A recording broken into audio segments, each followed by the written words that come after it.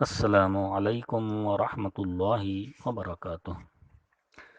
سیرت النبی صلی اللہ علیہ وسلم کا جو سلسلہ چل رہا تھا، اس کا اگلا حصہ پیش خدمت ہے۔ اس سے پہلے ہم نے پڑھا کہ نبی کریم صلی اللہ علیہ وسلم جب دین اسلام کی دعوت دینے کے لیے نکلے تو مشرکین نے طرح طرح کی کارروائیاں کی، اور ابو لہب نے بھی آپ صلی اللہ علیہ وسلم کو روکنے کی بہت کوشش کی۔ اب اس کے آگے ابو لہب کی بیوی ام جمیل بھی نبی کریم صلی اللہ علیہ وسلم کی عداوت میں اپنے شوہر سے پیچھے نہ تھی، چنانچہ وہ نبی صلی اللہ علیہ وسلم کے راستے میں اور دروازے میں رات کو کانٹے ڈال دیا کرتی، خاصی بدزبان اور مفسدہ تھی۔ چنانچہ نبی کریم صلی اللہ علیہ وسلم کے خلاف بدزبانی کرنا، لمبی چوڑی باتیں کرنا، فتنے کی آگ بھڑکانا، یہ اس کا شیوا تھا۔ اسی لیے قرآن نے اس کو حمالۃ الحطب، لکڑی ڈھونے والی کا لقب عطا کیا۔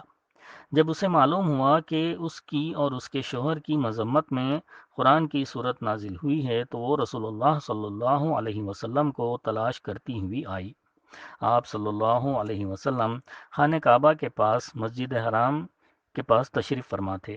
ابو بکر صدیق رضی اللہ عنہ بھی آپ صلی اللہ علیہ وسلم کے ساتھ تھے۔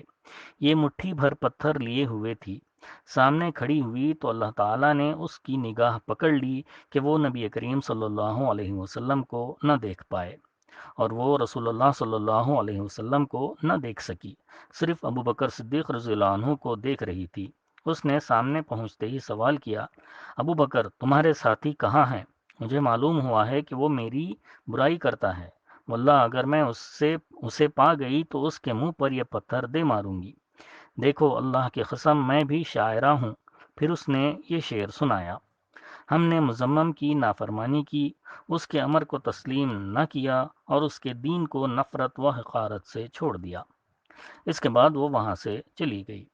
ابو بکر صدیق رضی اللہ عنہ نے کہا، یا رسول اللہ صلی اللہ علیہ وسلم، کیا اس نے آپ صلی اللہ علیہ وسلم کو نہیں دیکھا؟ آپ صلی اللہ علیہ وسلم نے فرمایا، نہیں، اس نے مجھے نہیں دیکھا، اللہ تعالیٰ نے اس کی نگاہ پکڑ لی تھی۔ ابو لہب اس کے باوجود یہ ساری حرکتیں کیا کرتا تھا کہ رسول اللہ صلی اللہ علیہ وسلم کا چچا اور پڑوسی تھا۔ اس کا گھر آپ صلی اللہ علیہ وسلم کے گھر سے متصل تھا۔ اسی طرح آپ صلی اللہ علیہ وسلم کے دوسرے پڑوسی بھی آپ صلی اللہ علیہ وسلم کو گھر کے اندر ستاتے تھے۔ ابن اسحاق کا بیان ہے کہ جو گروہ گھر کے اندر رسول اللہ صلی اللہ علیہ وسلم کو اذیت دیا کرتا تھا وہ یہ ہے: ابو لہب، حکم بن ابی العاص، عقبہ بن ابی معیط، عدی بن حمرا ثقفی، ابن الاسد حزلی۔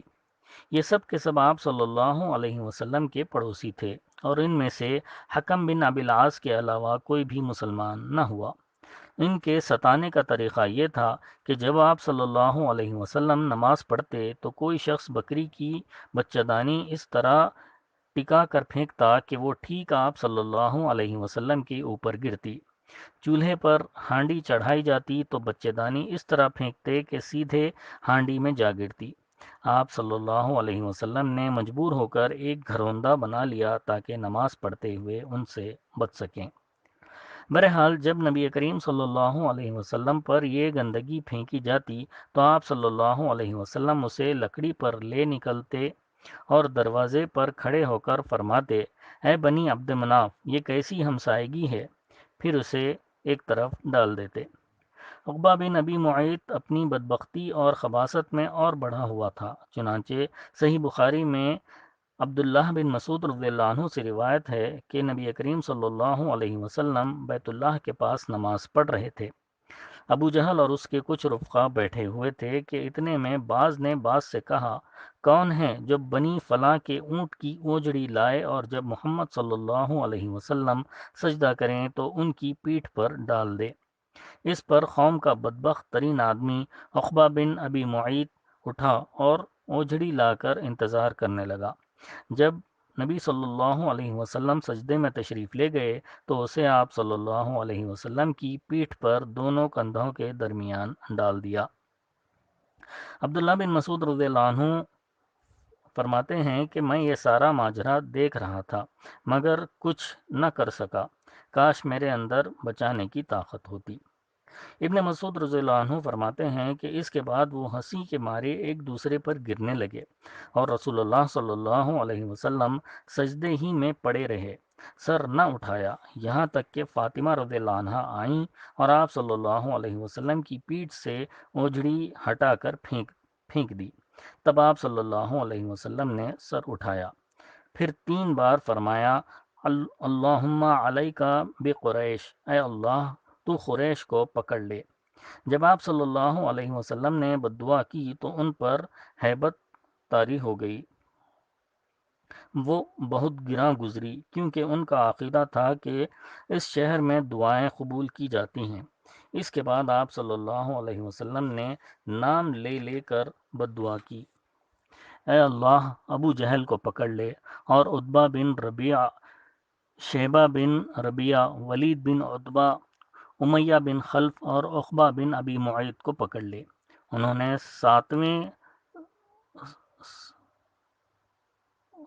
ساتویں کا بھی نام گنایا لیکن راوی کو یاد نہ رہا۔ ابن مسعود رضی اللہ عنہ فرماتے ہیں، اس ذات کی قسم جس کے ہاتھ میں میری جان ہے، میں نے دیکھا کہ جن لوگوں کے نام رسول اللہ صلی اللہ علیہ وسلم نے گن گن کر لیے تھے، سب کے سب بدر کے کنویں میں مقتول پڑے ہوئے تھے۔ امیہ بن خلف کا وطیرہ تھا کہ وہ جب رسول اللہ صلی اللہ علیہ وسلم کو دیکھتا تو لعن طعن کرتا، اسی کے متعلق یہ آیت نازل ہوئی، اعوذ باللہ من الشیطان الرجیم ویل لکل ہمزۃ لمزہ، ہر لعن طعن اور برائیاں کرنے والے کے لیے تباہی ہے۔ ابن ہشام کہتے ہیں کہ ہمزہ وہ شخص ہے جو علانیہ گالی بکے اور آنکھیں ٹیڑھی کر کے اشارے کرے، اور لمزہ وہ شخص ہے جو پیٹھ پیچھے لوگوں کی برائیاں کرے اور انہیں اذیت دے۔ امیہ کا بھائی ابی بن خلف عقبہ بن ابی معیط کا گہرا دوست تھا۔ ایک بار عقبہ نے نبی کریم صلی اللہ علیہ وسلم کے پاس بیٹھ کر کچھ سنا، ابی کو معلوم ہوا تو اس نے عقبہ کو سخت سست کہا، عتاب کیا اور اس سے مطالبہ کیا کہ وہ جا کر رسول اللہ صلی اللہ علیہ وسلم کے منہ پر تھوک آئے۔ آخر عقبہ نے ایسا ہی کیا۔ خود ابی بن خلف نے ایک مرتبہ ایک بوسیدہ ہڈی لا کر توڑی اور ہوا میں پھونک کر رسول اللہ صلی اللہ علیہ وسلم کی طرف اڑا دی۔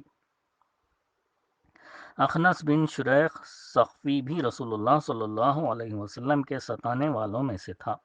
قرآن میں اس کے 9 اوصاف بیان کیے گئے ہیں جس سے اس کے کردار کا اندازہ ہوتا ہے۔ سورہ نمبر 68 آیت نمبر 10 سے لے کر 13 تک اللہ تعالیٰ کا ارشاد ہے، اعوذ باللہ من الشیطان الرجیم وَلَا تُطِعْ كُلَّ حَلَّافٍ مَّهِينٍ هَمَّازٍ مَّشَّاءٍ بِنَمِيمٍ مَّنَّاعٍ لِّلْخَيْرِ مُعْتَدٍ أَثِيمٍ عُتُلٍ بَعْدَ ذَلِكَ زَنِيمٍ۔ تم بات نہ مانو کسی قسم کھانے والے ذلیل کی جو لعن طعن کرتا ہے، چغلیاں کھاتا ہے، بھلائی سے روکتا ہے اور حد درجے ظالم، بد عمل اور جفاکار ہے، اور اس کے بعد بد اصل بھی ہے۔ انشاءاللہ تعالی اس کے بعد اگلی نشست میں بیان کیا جائے گا۔ اللہ تعالی ہم سب کو نبی کریم صلی اللہ علیہ وسلم سے جیسی محبت کرنا چاہیے ویسی محبت کرنے والا بنائے، اور نبی کریم صلی اللہ علیہ وسلم کے نقش قدم پر اپنی زندگیوں کو گزارنے والا بنائے۔ آمین ثم آمین، وآخر الدعوانا ان الحمد للہ رب العالمین۔ سبحانک اللہم وبحمدک، نشہد ان لا الہ الا انت، نستغفرک ونتوب الیک۔